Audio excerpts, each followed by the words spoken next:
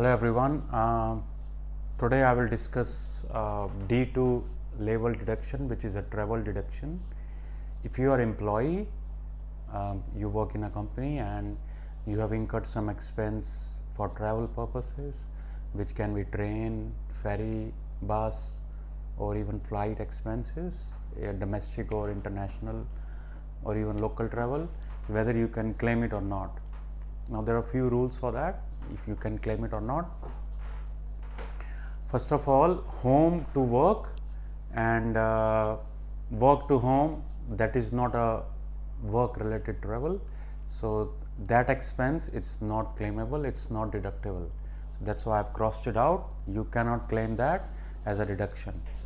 The second thing is, you need to travel for work, not your personal purpose. So let's say you're going out on a flight outside your place of work with your family, so strictly it's a personal visit and you cannot claim that. The next thing is, even if you incur some travel expenses but you are reimbursed by your company, they pay you back your travel bills, your hotel bill or your flight expense, then obviously you cannot claim it. Your company will be claiming that. You cannot claim it.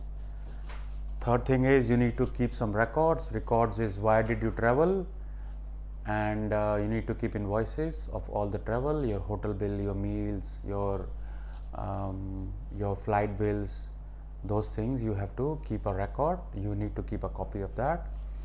And the last thing is, it is an audit area, so very few people can claim it and very few people do claim it. What is the reason for that?